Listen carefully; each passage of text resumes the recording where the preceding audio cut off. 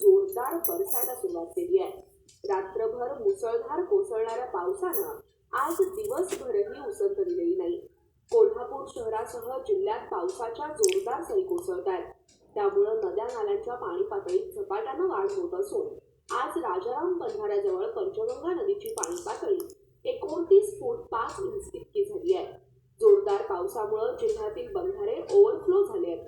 त्यामुळे एकूण 49 बंधारे पाण्याखाली गेले आहेत। राधानगरी धरण पूर्ण क्षमतेनं भरून 4 स्वयंचलित दरवाजे उघडले होते। त्यापैकी एक दरवाजा सायंकाळी बंद झाला, मात्र सायंकाळी पावसाचा जोर पुन्हा वाढल्यानं आणखी एक दरवाजा खुला झाला। 4 स्वयंचलित दरवाजातून 7212 क्युसेक्स पाण्याचा विसर्ग सुरू आहे। पावसाचा जोर पाहता हा विसर्ग वाढण्याची शक्यता आहे।